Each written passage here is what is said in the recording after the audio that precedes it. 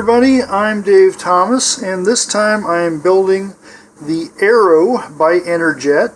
Now Enerjet is the mid-power line of rockets built by Aerotech, and then Quest is their low-power line, so it kind of gets all confusing when they bought up other people. Alright, this is a mid-power kit running on E through G motors. Theoretically, you could probably put a small H in this if you're high power certified. I would be prepared to lose it though, because it would kind of scream off the launch pad. Alright, inside the box here, first we need to find the instructions.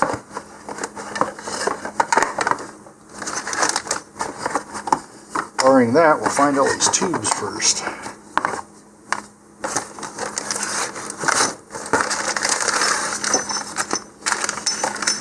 Looks like they buried the instructions all the way down underneath everything else.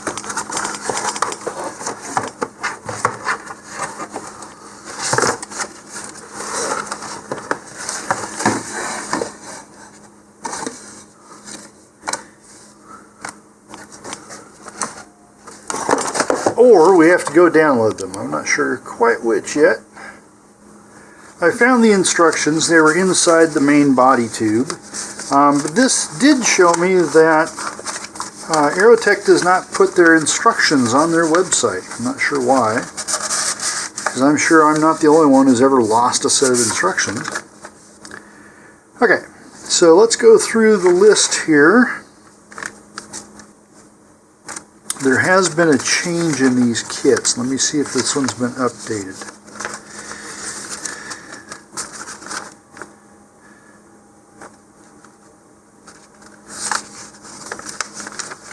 Yes, okay. So there's no longer a thrust ring, flange, motor hook, motor adapter tube, or adapter rings.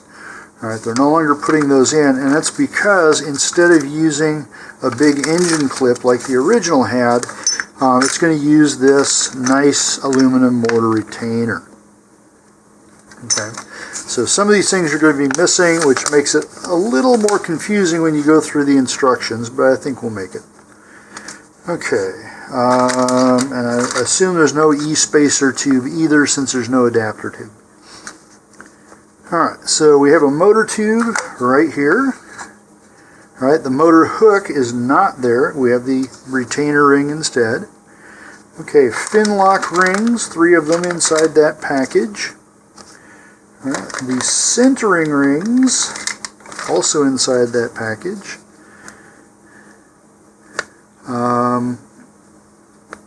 Okay, no, this was the Fin-lok rings, got those. Okay, then the fins themselves are also in there. Cooling mesh is this stuff here, it looks like a scrubby.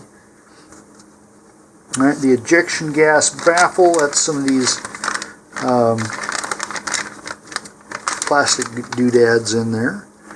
Okay, 2 screw eyes are in there as well. Alright, a shock cord. Yep, okay, it's an elastic shock cord.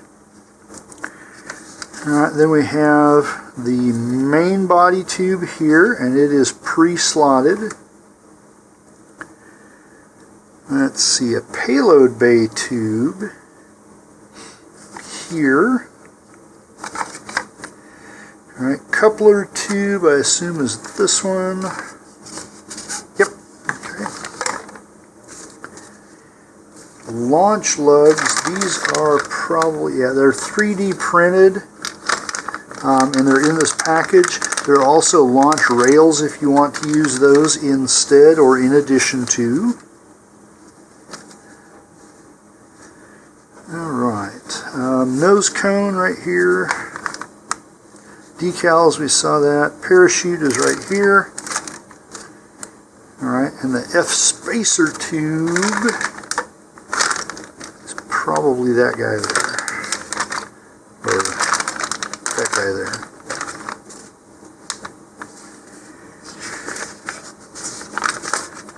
Okay, I think we've got everything here. So I'm going to go ahead and clear most of this out of the way, and then we will get started. The first part of the instructions deal with the motor adapter that's no longer included in the kit, so we'll just skip over that. And next we're going to make some marks on the motor tube here. Okay, so they've got a location guide here. You can just stick this up against if you want. Okay, and this whole part of the instructions here we skip. Okay, so that's no longer used.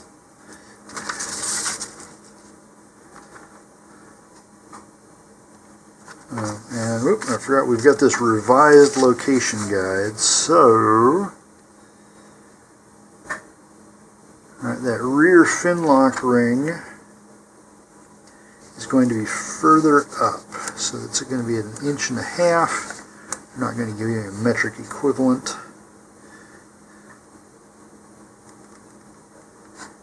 Okay, so that'll go there. We'll go ahead and erase this one. Okay, and then at 3 9/16.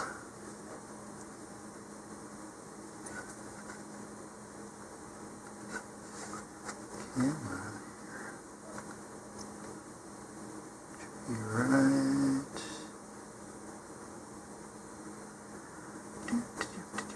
Right there.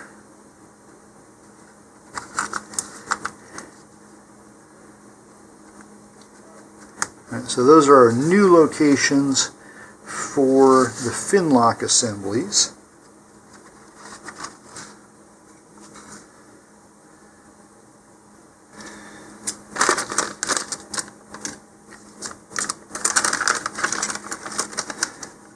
Right, there's one of them. Alright, here's the other one. Okay, so these two are identical. And so first I'm just going to do a dry fit here. And you can align them using this part here. This is where the motor mount clip would have gone. All right, these are very tight. Okay, so this is going to be the front edge of the rear fin-lok ring, and the other one is the back edge of the front fin-lok ring. So we should see that mark right there. Okay, so that'd be for the front one. Alright, and then for the aft one here,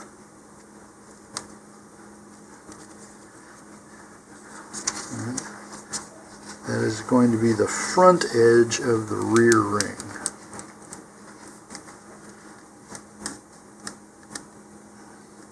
So that would be right there. Now we need the centering rings.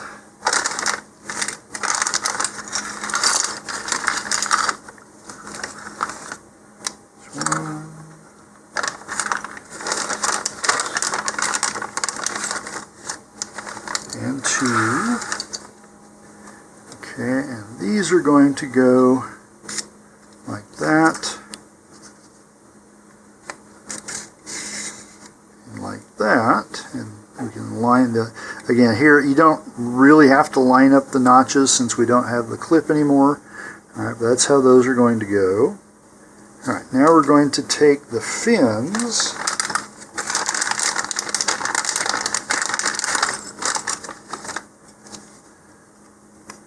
and we're going to test fit this. Now I have built 2 other Enerjet kits that have this fin-lok system. And on paper it looks like a really good idea, and you've got these really nicely shaped fins and everything. But in practice, sometimes it can be really difficult to pop those into place without crushing the body tube. So I'm hoping this one's going to be a little easier than the past ones.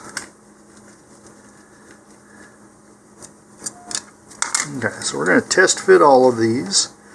So these are supposed to go like this. So this little tab will go in between the 2 fin-lok rings there.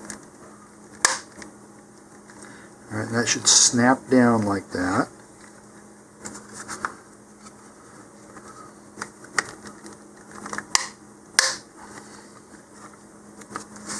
Alright, And this does require quite a bit of force. And normally we'd have the thickness of the body tube in there as well. Okay, so all of those are fitting.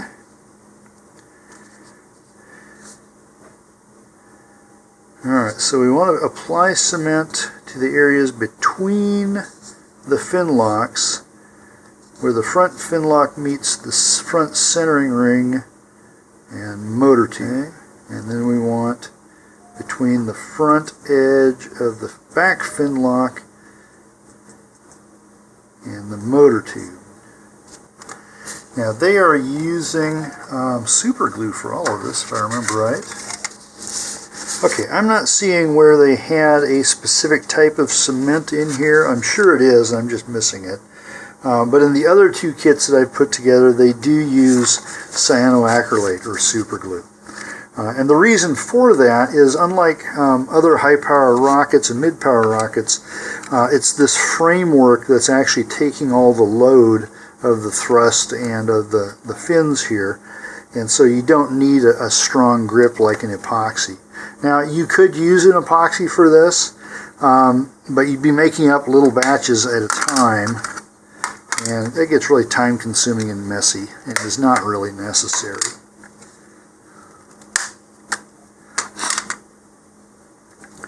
Okay, so for the moment, I'm going to leave the centering rings off, and we're going to put a bead of cement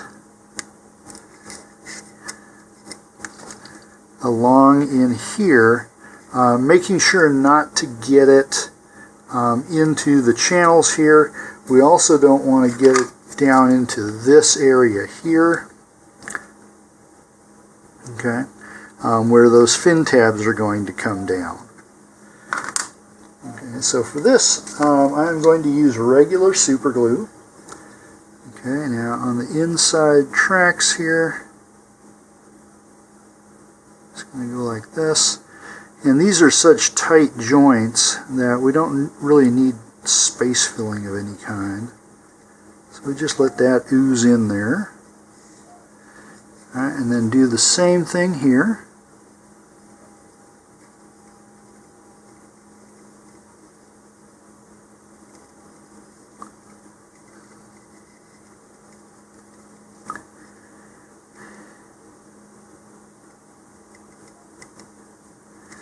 There we go.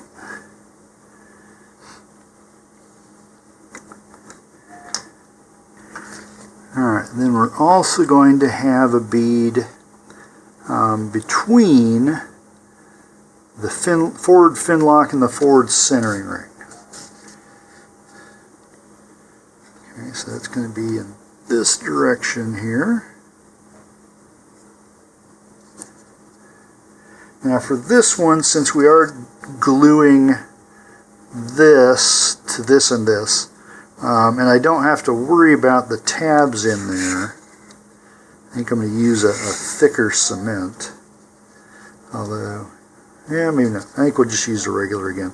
The only thing that worries me about using a thick one is it might get squished up into the fin tabs there. So I'll just go ahead and continue using this. And then if I need to, I can use a thick super glue on the other side of that centering ring.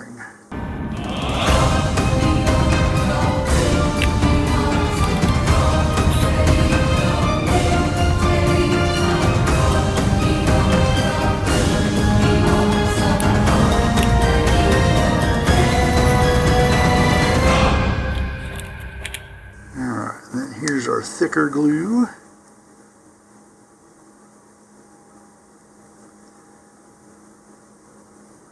Trying to move on me a little, but that's okay. We'll just rotate it back.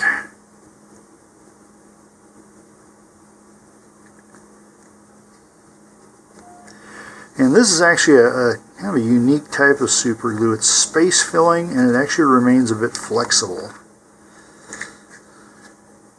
So we'll see how it works on here.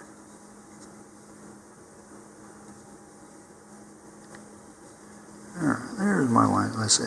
It doesn't really matter if you're lined up with it or not. We'll go ahead and do it. Okay, now I'm going to let that dry for about 10 minutes before I go any further.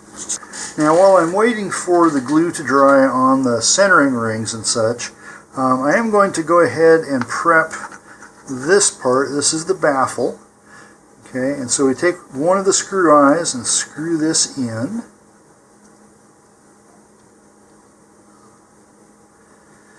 Okay, and do it just to get up to about that last thread turn. Back this off again.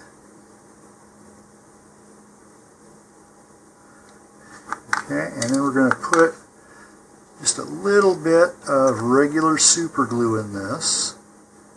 This is actually a good place for super glue because we don't have any spaces to fill. That's going to be good surface to surface contact, and it's good for dissimilar items here.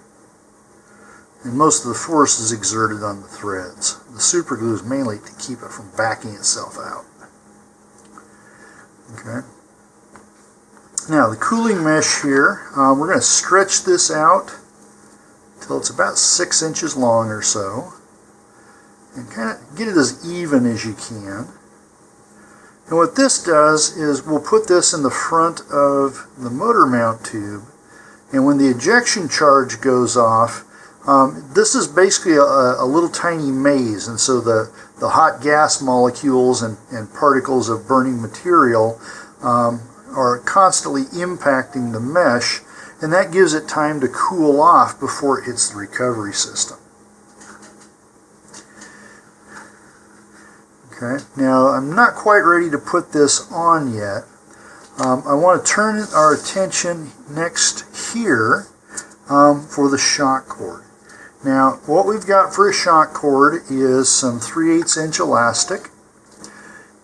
Now this is going to be fairly down into the rocket, and so if this burns, and it will eventually, it'll be really hard to change it because you'll have to be trying to thread this through down at the bottom of the body tube.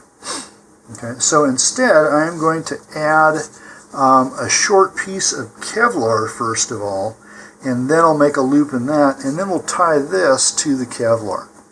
Now you don't have to, and in fact, if you don't have the Kevlar, you don't want to use it, then simply tie one end of this as a double knot onto that screw eye there, and then just put a little dab of wood glue on it.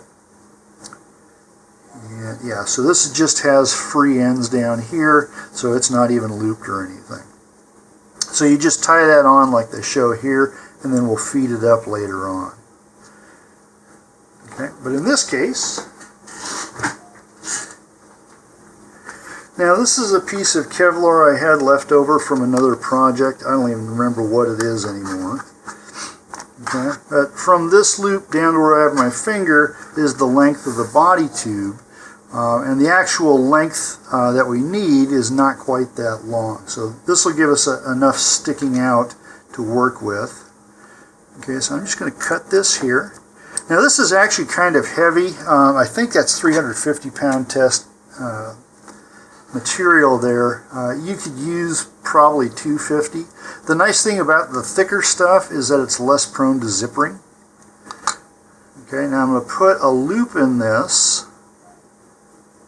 much like I already have in this end. Okay, and it doesn't need to be big.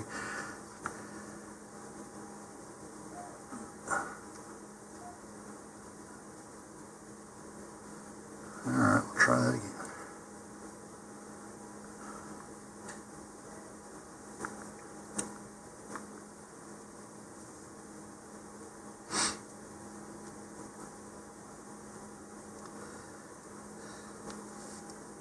There we go. Okay, now to attach this, I'll take the bigger loop here, pass it through the screw eye, and then I'll take the smaller loop and pass the entire shock cord through there. I'm going to pull that knot through like that. Okay, and now I'm just going to quickly take my body tube here. And this will just give us a rough estimate. Alright, so if we have this laying here, It might be sticking out a little bit.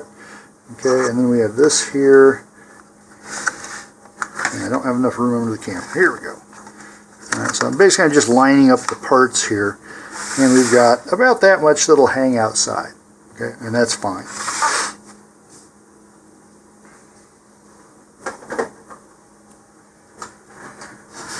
Alright, once you have the length that you need, I recommend going through and putting just a little bit of regular super glue on the knots.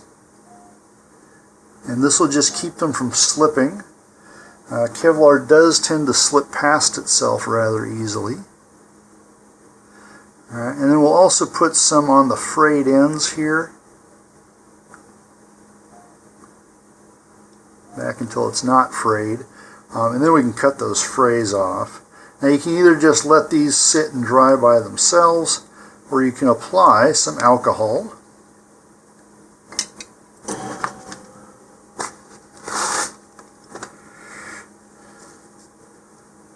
Okay, so most super glue accelerators are just alcohol, and it's a whole lot cheaper than buying the named accelerator there. Just put a little alcohol on there. Okay, and then we'll do the same thing down here. Get that knot. This one already had some hardened CA on there. Okay, so now we can just take our hobby knife and cut off the frayed piece, just making sure that you do it above the lower limit of where the glue was. There we go. Okay, and then up here,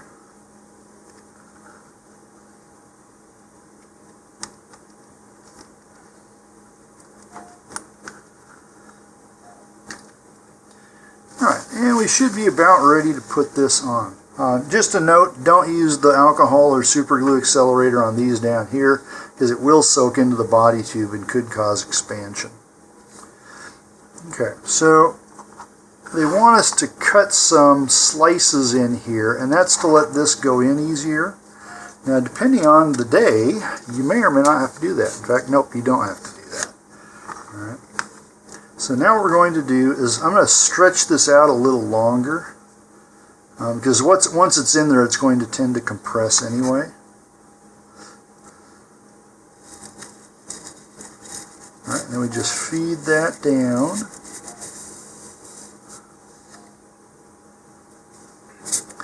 Actually, I do want it a little thicker. The idea is you want this to expand when it's inside. There we go. Okay, and then here I'm going to use some of the thick super glue. If you really wanted to use epoxy, this probably is a good place to do it. And in fact, let's see. Yeah, I'm not going to worry about it. Okay, my two other Enerjet kits like this did just fine with super glue. So why stop a thing that's working? Alright, so we're going to put a bead of the thick type of super glue now, just inside.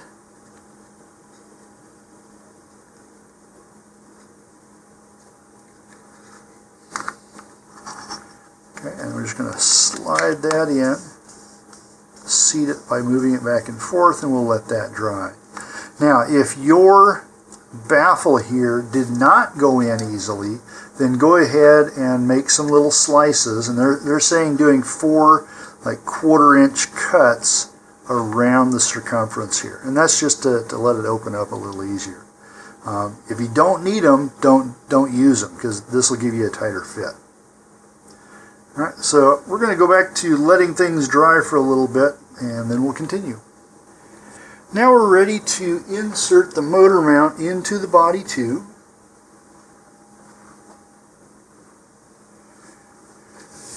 Alright, first check the slots here. If there's still stuff in there, just take your hobby knife and remove those. There's also slots here for the launch lugs, so take those out as well.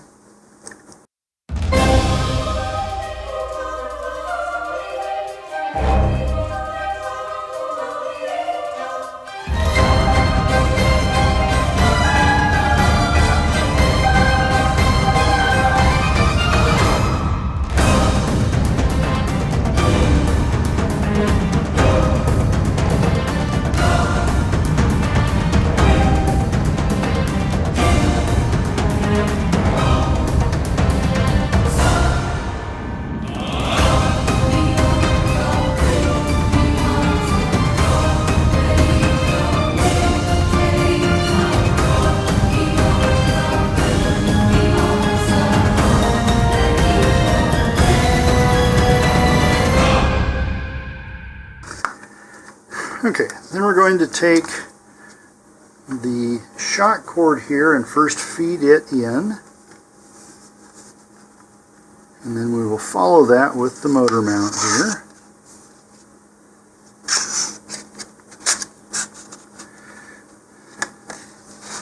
Alright, and we want to turn these around,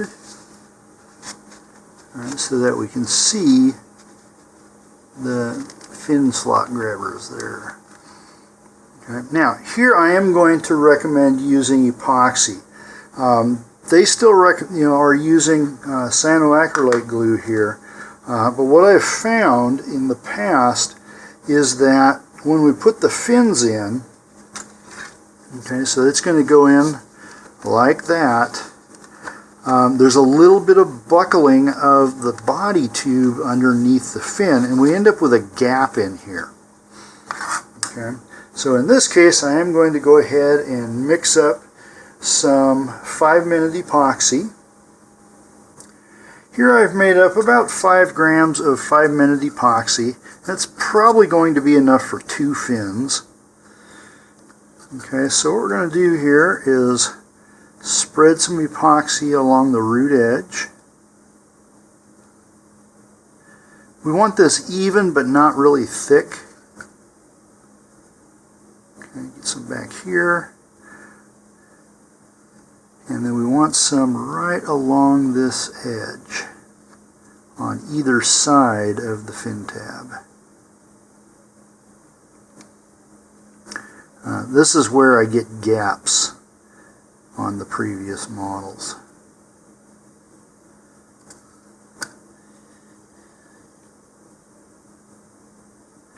Alright, if you happen to get some on the fin tabs, it's not a big deal, as long as you don't want to take them off. Okay. Now you want to support this well with your other hand so you can press against it. Alright, make sure you hear that kind of a double click there. Okay, so we'll go on to the next one, and maybe we'll have enough epoxy here for all 3.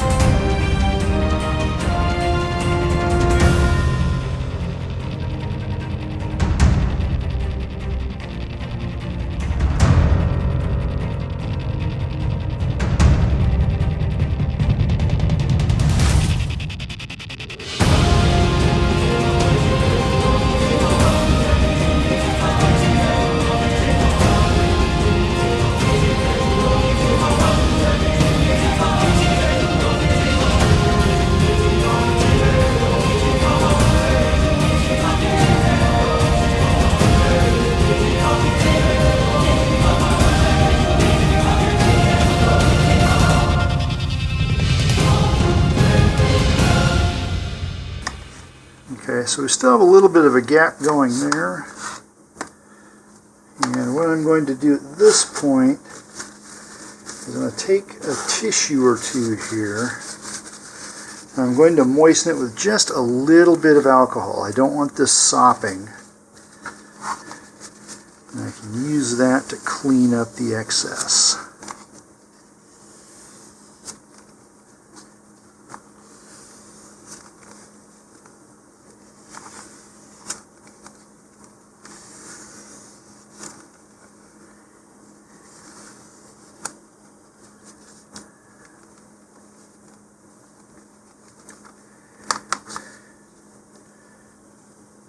Alright, now we may just be quick enough here that we can use that same batch of epoxy for the launch lugs.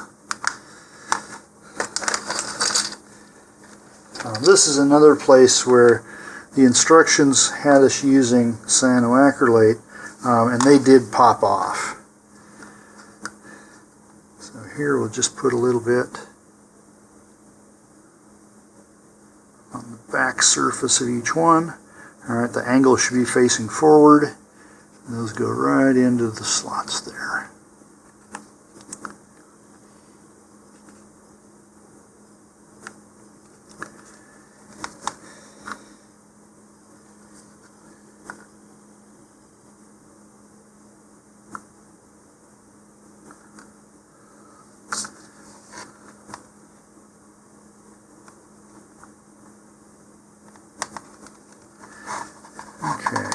once again, I'm going to use a new tissue this time. There we go. Alright, so holding on with the thumb, I'll go ahead and remove the excess. I think I'll just leave that one alone. Alright, so I'm going to let all of this epoxy harden for about 30 minutes. While the epoxy on the fins is hardening, we can go ahead and do the payload bay. Now this, I'm going to do something different. This is a bad design here, because what they're doing is having us put our screw eye in here, alright, and then tying the shock cord to it, and then putting this on the forward end of the coupler, and then that into the payload bay tube. What's going to happen when you break a shock cord and need to replace it? Alright, you got to go fishing it up out of there. So instead, I recommend doing this, is we're going to put the bulkhead on the outside here and the screw in here like this. Alright, and not only will that make it easier to get to that screw eye to change the shock cord or repair the shock cord, it gives us about that much more room in our payload bay.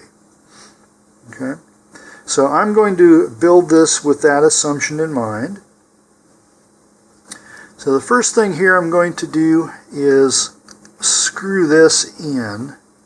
Now something to keep in mind is either way you do this, my way or their way, you're going to have this pokey part inside your coupler there and up inside the payload bay. Okay, and I'll go into something you can do about that here in just a minute. Alright, so I'm going to go ahead and screw this in and try and get it straight. It's going to want to try and move at an angle. Oh boy, that's tough. Alright, so here I'm going to use a screwdriver to get myself some more leverage this way.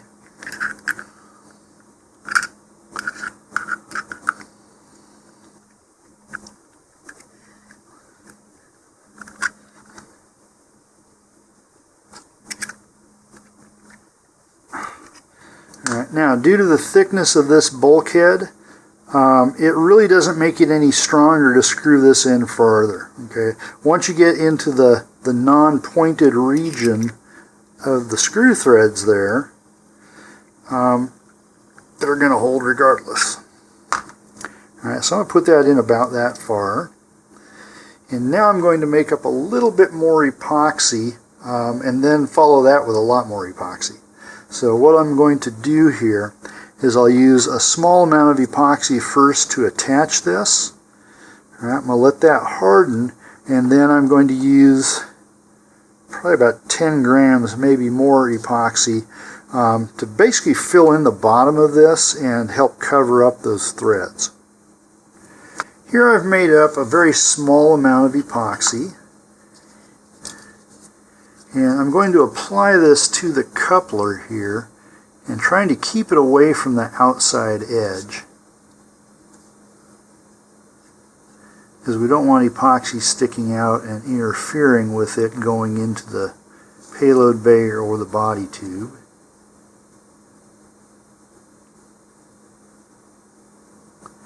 If that does happen, we'll just have to trim or sand it a little bit.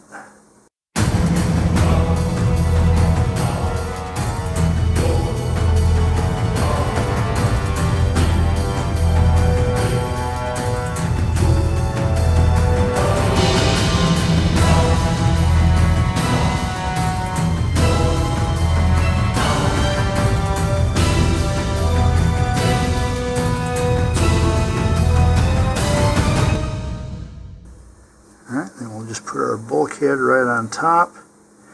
And I know by the time you guys see this, somebody is absolutely going to have to make the comment that I should be wearing gloves. You are correct, I should be wearing gloves, I forgot. Because epoxy can cause allergic type reactions with repeated exposure. Alright, so now I'm going to let that cure, and when that's ready, then we'll pour some epoxy down inside it. While I'm waiting for epoxy to harden, I'm going to turn my attention to the nose cone here. This was molded in 2 halves, and so there's a very visible seam here on each side of this. Now, if you want, you can ignore it and just leave it the way it is. It'll still fly, just maybe not quite as high. But the alternative here is to sand this down, and then if there's still a groove in there, you can fill that with a putty like this. This is a Tester's contour putty. All right, but you can just finger that in there, and once it dries, sand it off. I'm going to start by sanding this with 220 grit sandpaper, and I'm going to do it wet, so I won't be able to do it right under the video camera here. But I'll take this to the sink, and the advantage to the wet sanding is it kind of lubricates the particles, and you get better movement here, and generally a better sanding job.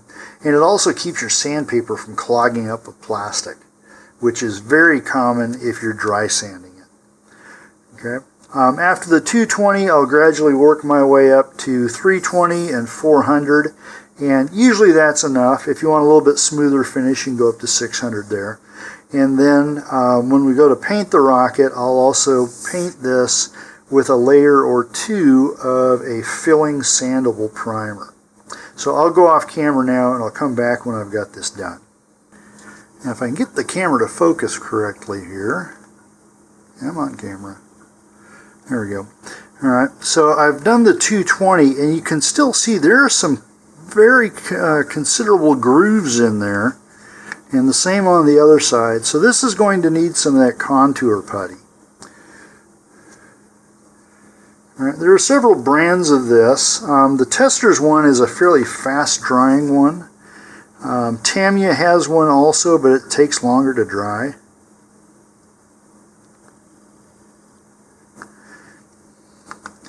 Okay, so just squirt that on, and then you kind of work it in with a finger. This stuff is water soluble, so it's fairly easy to clean up. Once it dries, it's non-toxic. I think it's got an alcohol base. Alright, we're just going to work that in. Now you do have to be careful as it starts drying almost right away, and if you keep trying to work it too much, it'll get all crumbly on us. Alright, so I guess we're going to let that dry for a while. The epoxy on my fins and on the launch lugs has cured. Now we also have these rail guides here, and you can use these in place of the launch lugs or in addition to them. So I'm going to put them on in addition.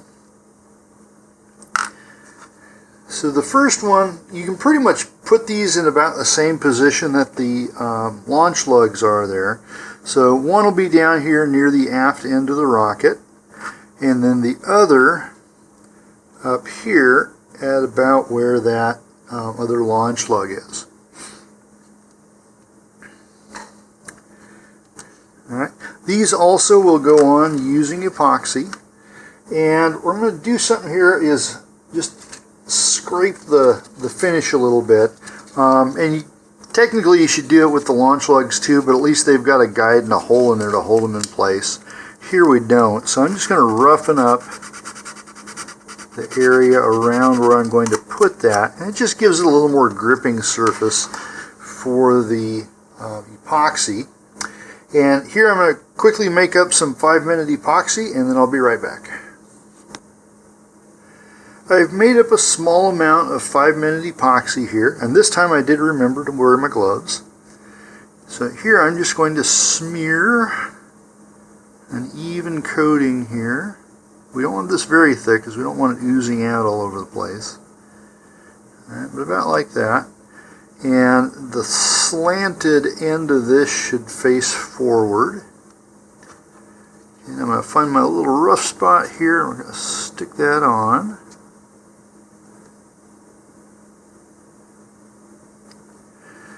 Okay, and now I'm going to approximate where the other one's going to go. So it's going to be in this area here.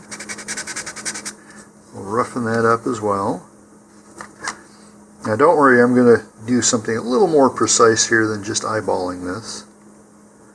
Right, and once again, go ahead and put a even film of epoxy there. Okay, got some on the outside, I don't want that. Okay, put it in my approximate position there. And now I'm going to take a piece of launch rod here and set it in the middle of each. Okay, and now I can sight down it, and I can't quite get the entire rocket under there. And I can move each of these relative to the other until I get them aligned with each other and with the rocket itself, which those are now. Okay, so I'm going to set this aside to let this epoxy cure and then come back. Now, speaking of epoxy, we still have the coupler here, and my epoxy that we put on earlier has cured. And if you want, that's all you need. Okay, now there is still the screw eye sticking up through there. And so what I'm going to do for mine is add some epoxy down inside of here. And I'm using this ring that I think is an obsolete part. I don't see its use anywhere in the instructions, just to support this. Now I've got 25 grams of 15-minute epoxy here, and that's probably way more than we'll need, and will add a considerable amount of mass to the total mass of the rocket. Okay, so you might want to cover that entire screw eye, or at least the screw part of it inside there. Okay, or you might want to just put a blob around it just to anchor it in place. Okay, so that I used about, I'm guessing about 15 grams there, and that seems to be good enough, so I will limit it to that so I'm not just adding excess weight. Okay, now this will take longer to cure, and you don't need to use 15. If you have 5-minute epoxy, you can use that too. I just use it because I have a lot more 15-minute epoxy on my shelves than I do 5-minute at the moment. So this was a good use where I could use either one. Alright, so we'll let this one harden.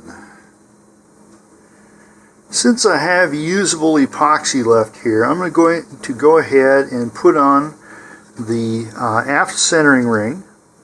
And so this can go on just about any configuration there. It doesn't matter where that little slot is. Alright, the hard part is just getting it in there. So you may have to use your thumbnail here, in this case a glove thumbnail, to try and chamfer in that area.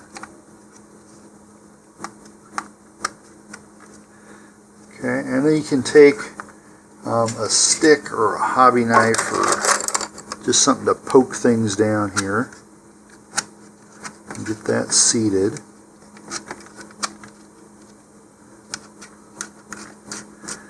Okay, now they're again using CA glue to put this in. As it really doesn't take a lot of stress there. All the stress is on the internal framework.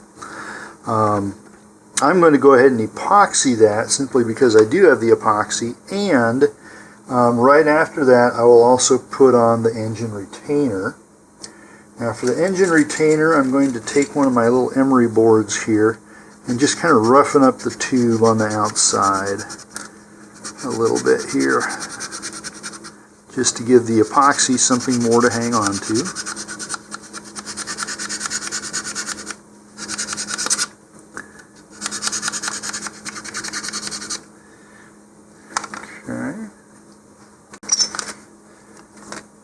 Okay, so here's our retaining ring.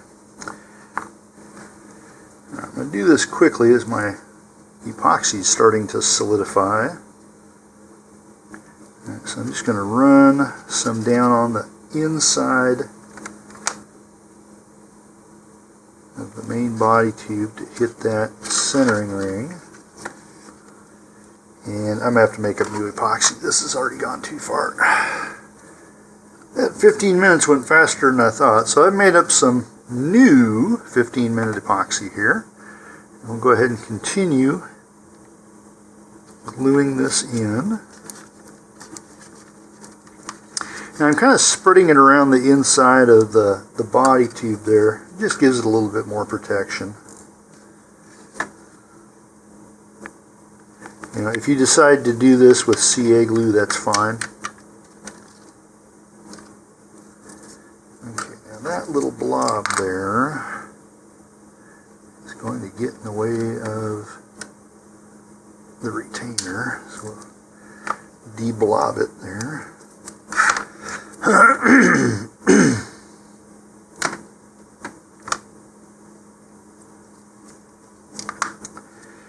Okay, really quick check here to make sure this is going to go on, and it will. So now we'll go ahead and put some epoxy around the outside.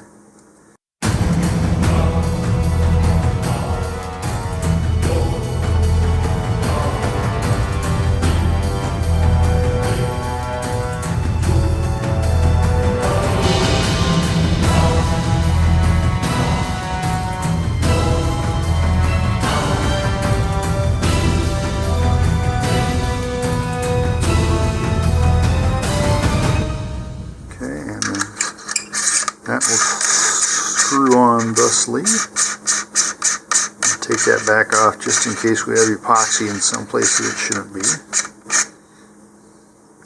Alright, now there is a little oozing out of there. I'm going to fix that. Now, I've got a tissue here. You can use a paper towel and put just a little bit of alcohol on it. We don't want it sopping. And we can just run that around the inside. And once that dries, it'll be nice and smooth inside there. No blobs. Alright, at this time, we're going to let epoxy harden. Coming back to the nose cone, the contour putty has solidified here, and so what I'm going to do is do a quick dry sand and knock down the big stuff here, and then we'll take it back to the sink to wet sand. Now when you wet sand this, you need to use minimal amounts of water, otherwise you're just dissolving this. Alright. The problem with dry sanding this is this putty fills up the spaces in your sandpaper really quickly and clogs it up. Okay, so I'm not using a lot of pressure here. Again, my main goal is just to knock down the excess.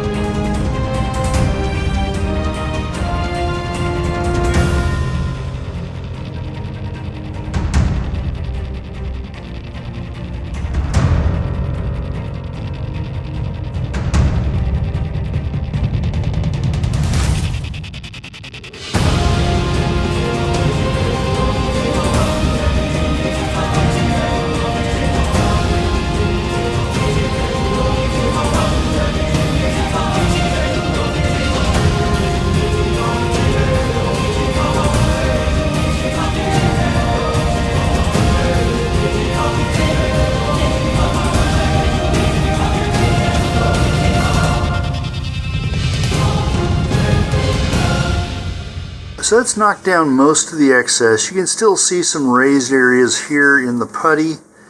Same over here. But at this point I'm going to go take this to the sink and wet sand it. Here's what it looks like after wet sanding with 220 grit and then 320 grit and then finally 400 grit. You can see a little bit of it left in here.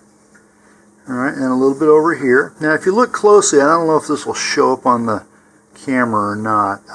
You can still see some little scratches in there, and you've got a couple of choices. The most obvious and easiest one is you can ignore it. You can also apply more of the putty here and do the whole process again. What I'm going to do is, after this dries for about 30 minutes, I'll use a filling sandable primer that is really good for filling in those small scratches there. And I can sand that down kind of in the same way and then add more layers. So I'm going to let this dry, and then we'll come back and start work on the parachute. Our recovery device is a 22-inch ripstop nylon parachute, and this is kind of on the border between how I might mount a low power chute and how I might mount a high power chute. According to the instructions, they have us simply taking the shroud lines here and then directly tying them onto the shock cord about halfway down. Okay, and you can do that if you want, but if you've seen my other videos, you know I don't like permanently tying parachutes to any part of the rocket. Okay, the question is, do I use a heavy snap swivel or do I use a barrel swivel? And I'm going to get some examples of each and we'll figure this out. Here are my options. Okay, so this is a snap swivel of the bright brass variety. It's actually fairly heavy duty. You open it up like this and you can snap that on to whichever rocket you need to. So this makes it easy to change out.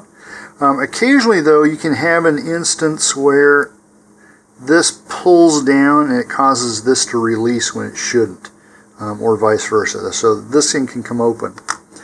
Alright, this one here is essentially the same size, but it's got hooks here so that the frame piece here can't slide.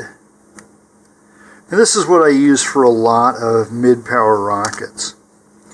Okay, now for high-power rockets I usually use a barrel swivel like this. Now note it doesn't have a snap on it. Instead it requires a quick link. Okay, so you would tie the parachute to one side of the barrel swivel and then put that on the quick link, and then you use this to attach to the shock cord or the nose cone or however you're going to attach it. Okay, and like I said, this is kind of on the border here of which ones I'm using. You can use any of these. I think I'm going to go with my middle option here. Now I am going to add something to this. So instead of gluing the shroud lines like I would normally do to a snap swivel to keep them from moving, I'm going to use a little piece of heat shrink tubing. Now this you can get in the electrical department of most hardware stores. Some automotive stores carry it as well. I got mine at Harbor Freight. It was like $2 for a bag of assorted sizes here.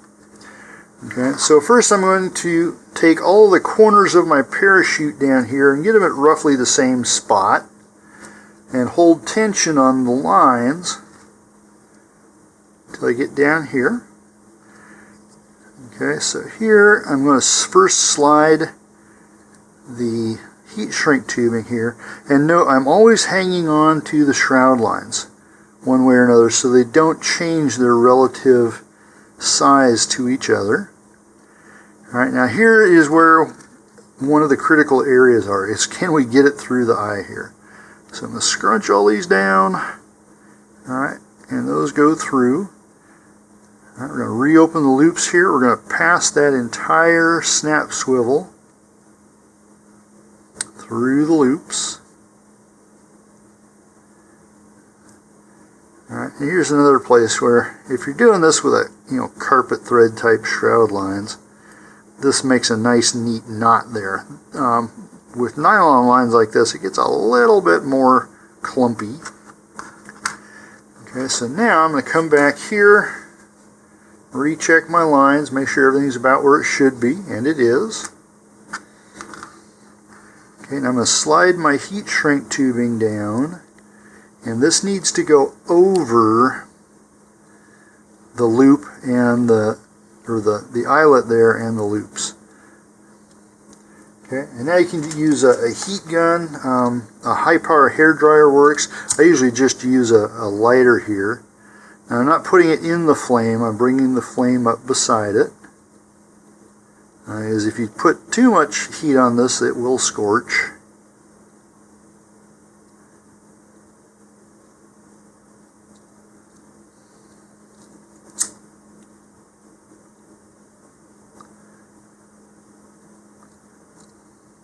These also come in an assortment of colors, so this one's clear. You can get black and blue and red.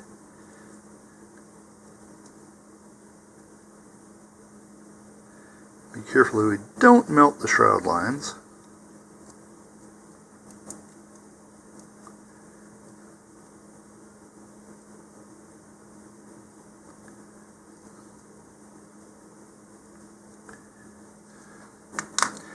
Now, one thing that an actual barrel swivel does better than this is to allow rotation along here. And it's supposed to help keep your parachute lines from tangling up and twisting. For these types, there's no bearing in there. It's just a flange of metal inside. So they don't do that as well as one might like. The barrel swivel with the quick link is actually better at doing that. So that's something to consider. All right, now once this cools, it's now holding all that in place, and it gives it kind of a nice professional appearance as well. The epoxy in the coupler has cured, and we are ready to put this into the payload bay. So the first thing we need to do is simply mark the halfway point on this. Okay, so we're looking at roughly 10 centimeters. We'll make a mark here at 5. Right, we're going to test fit this in, nice and smooth there. Now for this we're going to use wood glue. And here I'm going to put a bead of glue a little bit inside here. I don't want to put it right at the edge because there's an increased chance of it grabbing and not wanting to go in the way we want it to. This way it gets a little bit of a start. Alright, now we're just going to push that in, a little turn back and forth till we reach our mark. And then we'll set this aside to dry. Now, in terms of painting, if you want to go with what the suggested paint scheme is, all right, the nose cone and the payload bay are black. The main part of the rocket is yellow. Okay? Now, you don't have to do that.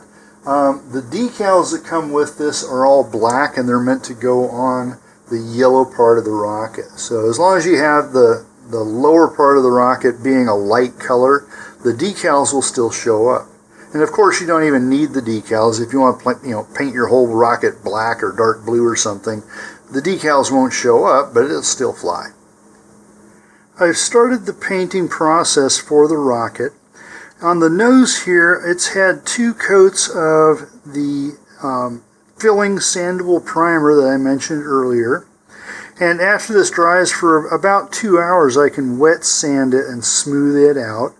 And then we'll look at whether or not it needs another coat or 2. And then that will be followed by a black primer that we'll put over the nose. And then that will be followed by the final coats. The payload bay and the main body of the rocket will be given 2 coats of white primer. This has already had the 2 coats. I have not masked off the launch lugs and such yet on the other one, but it'll be next. Now you can use that filling primer on tubes and such to fill in spirals. Now this, you can see the spirals there, but they're not very deep. And even though it can do it, you go through a lot of primer, and I mean a lot. It's not impossible to go through more than a can on a single rocket trying to fill in all those spirals. Because what you do is you give it a coat, and then you have to wait for anywhere from an hour to 4 hours, sand most of it away, give it another coat, sand most of it away, etc., etc. And so unless you're actually in a competition to make the most beautiful rocket, or if you just have a hang-up about spirals, I'm just going to go with this. I'm not going to try and fill it all in. Generally, by the time it's had all its primer and its paint, the spirals aren't very noticeable anyway. Here I've prepared the main part of the body for priming and painting. I'm not going to worry about masking off the launch lugs. I'm going to paint them. We just need to be careful that we don't get a lot of paint down inside there. The launch rail guides, though, I have masked off because we don't want to get paint inside the grooves there where the rail actually attaches. All right, over on the fins, I've wiped them down with rubbing alcohol to remove any residual stickiness from the masking tape that held them together. And then I've masked off the engine retainer down here, and then I've inserted a dead 29mm engine that I've stuck a dowel up through, and this gives me something to hold by. Alright, so this is going to get the same 2 layers of primer that I did for the payload bay, and then after that goes through, we'll see what it looks like, and we should be putting on the top coat after that. The upper parts of the rocket are being painted yet. Here on the main body, this has had 1 layer of white primer, and what this is going to show us is where the gaps are. Okay, and this is probably the thing I don't like the most about these kits, is they've got these built-in fillets and they look really nice, except that they don't always match up with the tube perfectly, mainly because of distortions in the tube due to humidity, due to the glue inside, things like that. Now, on previous kits I've just ignored this, but I think on this one I'm going to try and fix that. So I'm going to use this plastic model contour putty, and here you just squeeze this along the area where you want it.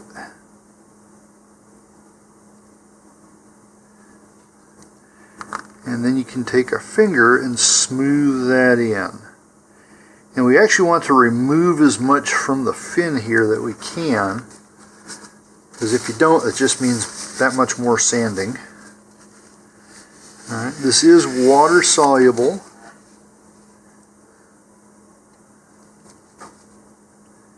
And once it's dry, it's non-toxic. Alright, so let's get rid of that.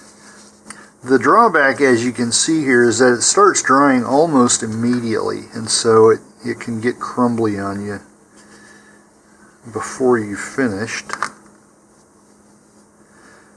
You can also remove this, at least while it's still wet, with alcohol.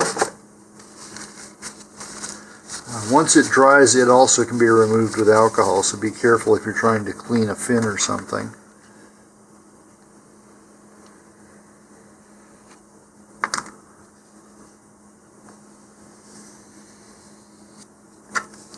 And this takes about an hour to 2 hours to dry, depending on how thick your fillet becomes.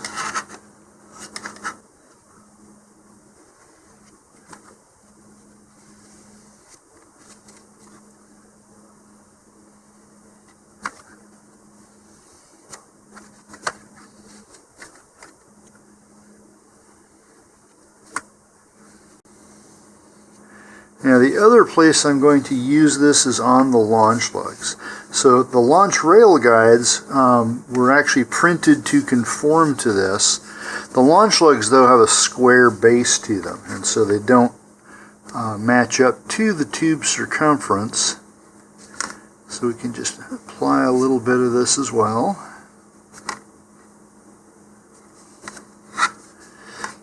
Okay, and if it doesn't look quite right the first time, usually it's best just to let it dry and either add some more or sand it off.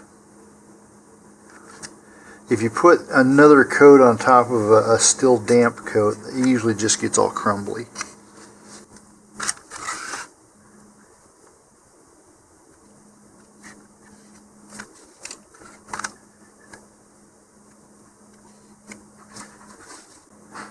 Alright, I'm going to let that dry, and then I'll sand that, and if it all looks the way it should, I'll give it a second coat of primer and then move on to painting it. Here I have the rocket painted but still not fully assembled. So this is much different than what's shown on the packaging. So I went with a light lavender here. I think it's actually called lilac. my masking tape came off halfway through the paint job, so I went ahead and just painted these rail guides, but they don't have a lot of heavy paint on them, so they should be fine. Alright, on our payload section here, I went with a dark navy blue. Alright, and that nose cone fits in there actually kind of loosely. And a little bit later, I'm going to show you how one way to fix this is to use masking tape.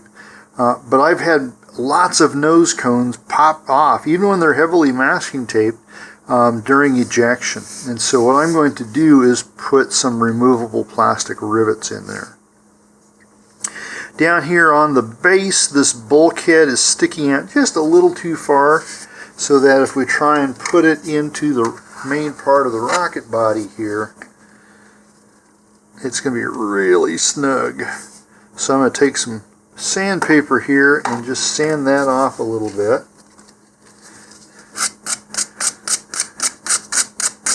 And mostly it's because we've got kind of a lip on it on the aft edge here.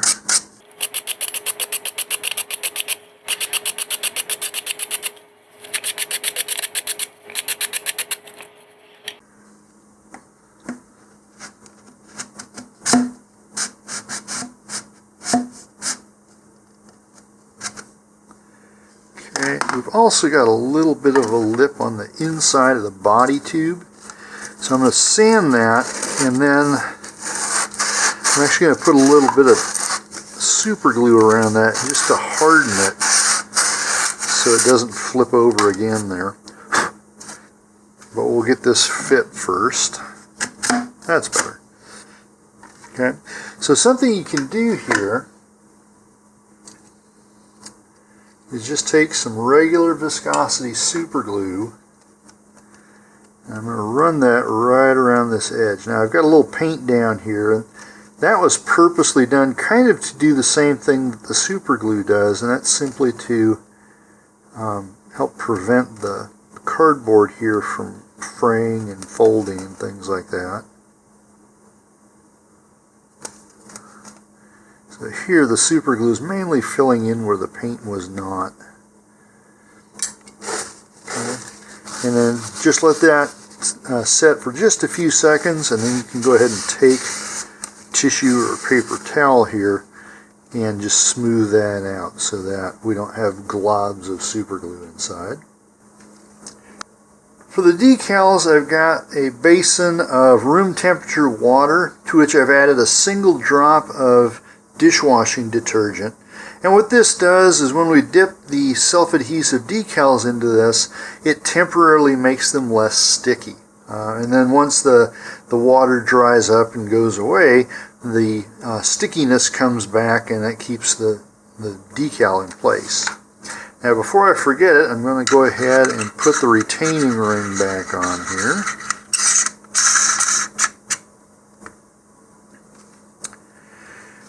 Okay, now according to the instructions and the illustration of the packaging, we've got decals for each fin on each side, and then we'll have the Arreaux decal that I will put along here.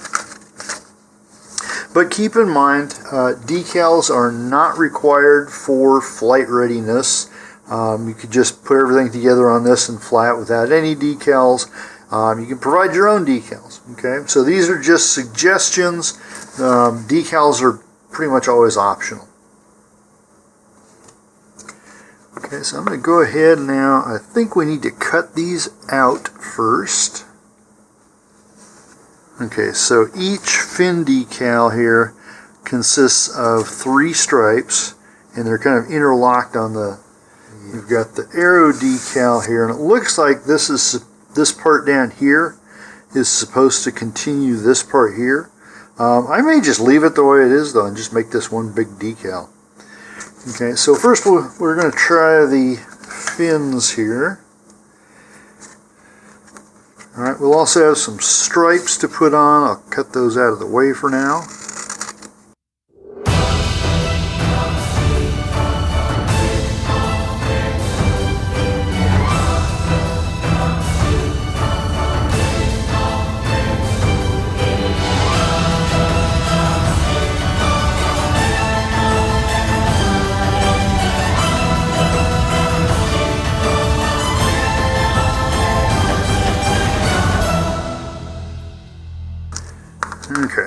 for example, this would go here.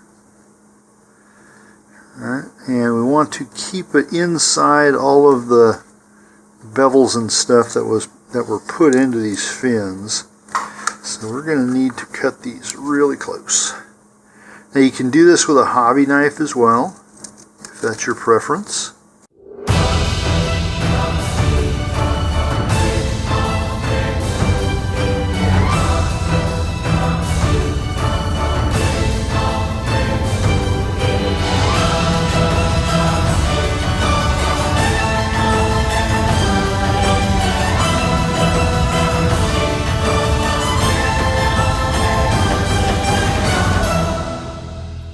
Okay, that should fit.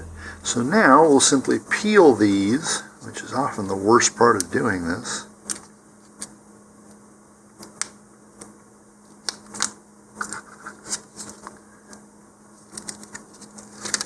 Okay, and then we're just going to dip them in the water. Remove the excess, and now we're just going to place this on the fin. Okay. If you like that placement, then go ahead and squeegee away the water and the air from underneath the decal. And after about 24 to 48 hours, this will go back to being more or less permanent.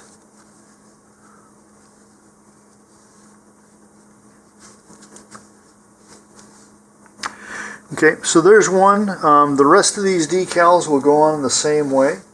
I'm going to go through off camera and do the rest of the fins and then come back.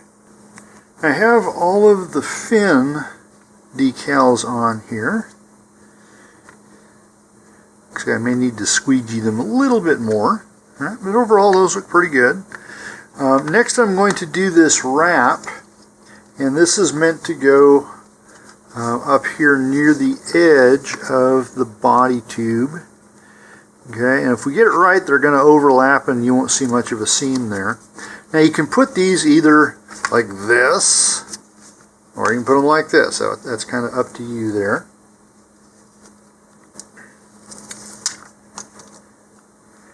Okay, same way, we'll put this in the detergent, and we can use the lip here of the body tube as a guide. And I'm going to set this up so that the seam is on the same side as the launch lug, so that you won't be able to see it from the launch pad, as long as you orient your rocket properly. Alright, I'm going to hold a little tension on this as we go around. Alright, it's moving a bit. Okay, a little bit off yet. Now if it's just not lining up at all, it means your initial positioning may be off.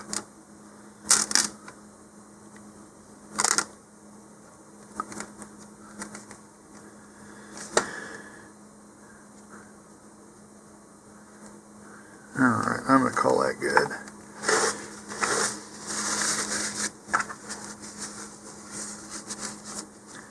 Okay, again, we'll squeegee out the air and the water here. Looks like we've got a little bit of a wrinkle. Let me see if I can get rid of that.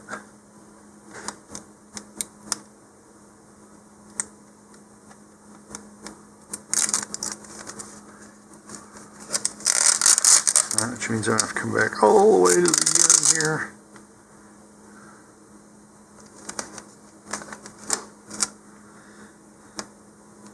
And keep even tension on it.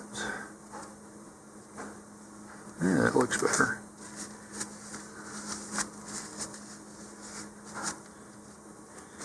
Okay, and then finally we have the R.E.A.R decal itself, and that's going to go here. Trying to balance it on this stand here. I had to have the rest of the rocket attached to make it balance. Alright, so next we've got the R.E.A.R decal itself, and then we've got extra stripes here. So it looks like it's meant to have these extra stripes attached to the ends of this. I am going to start with just basically this part here, and then if I decide to continue those, we can add these other stripes to it. The biggest challenge with this part is keep making sure that those stripes are going to be perfectly aligned. So here, you can do this in two ways. You can either just cut out the word and the stripes separately, or do it like one big decal. I'm kind of do it somewhere in between that.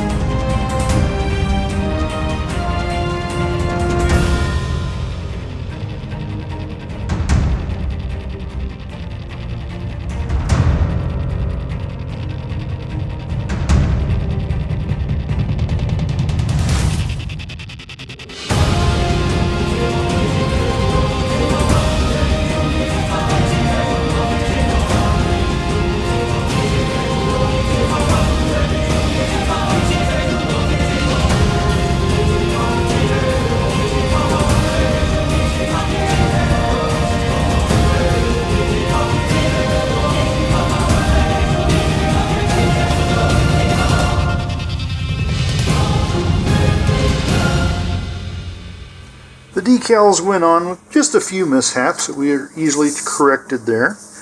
And so now we're going to put this whole thing together. Okay, so I had some paper towel inside there to protect the inside from the paint. Okay, now we're going to pull out the shock cord. Now if you did like I did here and just put in a short piece of Kevlar, we still need to attach the main shock cord here. Alright, so this is our elastic shock cord. If you want, you could attach more Kevlar to that, either as we were building or at the point now where it's just got a loop there. Okay, so for the part that's going to attach here, I'm going to tie a loop into the elastic, right, using a fisherman's knot or water knot here. Okay, it's basically an overhand knot loop.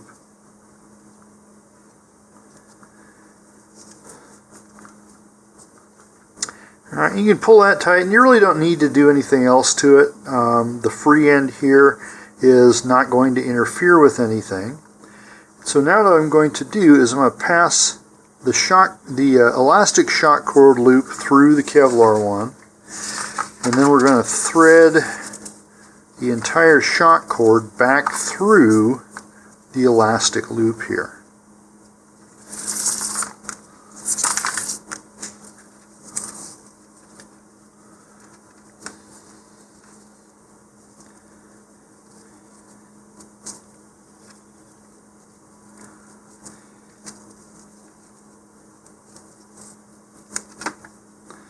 Okay, and then we'll just pull that down, and that makes a nice, neat little join there.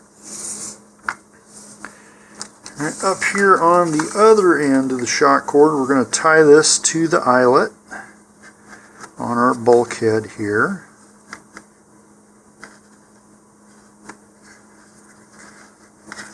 Here I'm just going to use a double knot or 2 half hitches.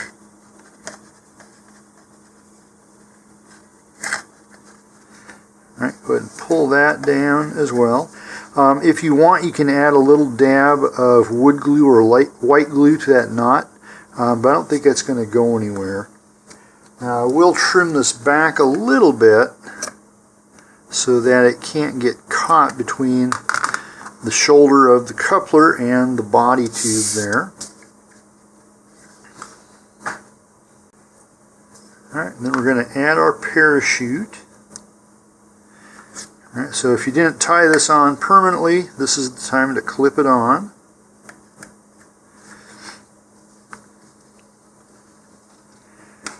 Alright, now the last thing I'm going to do here, as I mentioned earlier, for the nose cone, you want this to be really, really snug, or it's going to tend to pop off when the ejection charge goes off. So one way to do it is you take some masking tape and build up the shoulder here so that it takes a lot of effort to get in and out, or you can use a removable rivet, or in this case I'm going to use 2. Off camera I drilled 2 holes through the payload section and the nose cone shoulder there. These are, I believe, 3.5 millimeter in diameter by 5 millimeter long reusable rivets. Okay, and they just consist of this little 4-pronged insert and then a plunger that goes through that, and when that plunger is put in all the way, these prongs expand, and that's what holds it in place. Now we did get a little bit of paint loss here. You won't see it through this, but if you're concerned, you can take a magic marker or a Sharpie or something and just color that. You can also do this step before you even paint it. Alright, so then we just push these rivets in. Now, since the rivets are metric and most drills are not, at least in the US, this required a 5/32 inch hole. Alright, then we just snap that down. We'll do that for the other side. Alright, once the rivets are in place, you really can't even see where the holes are. Okay, now, to put this all together, first we're going to need to make sure we're all entangled. We've got shock cord going through the parachute there. Okay. So this is once it's together, it's a fairly long rocket. So for my parachute here, I'm going to lay this out and then fold it in half so that we have overlapping corners here. So those 2 corners overlap, these 2 corners overlap, and the ones way over here also overlap. All right, just kind of spread that out. And then we're going to take one corner here, so the 2 corners here on this side, we're going to fold this over onto the center corners, and we're going to do the same thing with the other side here. Fold that over. Alright, so we get kind of a kite shape here. Then we're going to take the shroud lines and bring those up inside, and then fold the edges over. Okay, and then we'll just fold this up like so, since this has a fairly wide body tube here. All right, now recall this has, whoa, come back here. All right, this has an ejection baffle built into it, so we don't need any wadding or dog barf or anything. Some people like to be a little extra safe and put like a permanent Nomex chute protector on there. All right, that's easy enough to do if you want to do so. All right, but otherwise, we're just going to stuff everything in here, followed by the parachute.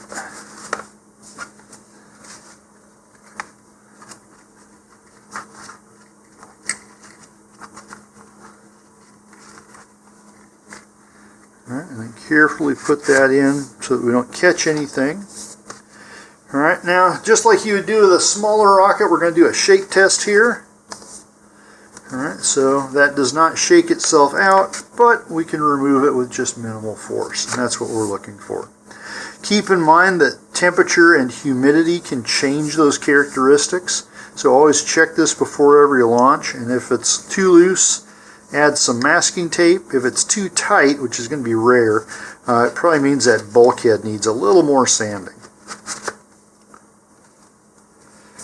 Okay, so from nose to body tube to fins and our lovely aluminum motor retainer here, that's my Arreaux. I hope you had fun building this with me. Have a great launch and a safe recovery, and please stay tuned for more of my videos.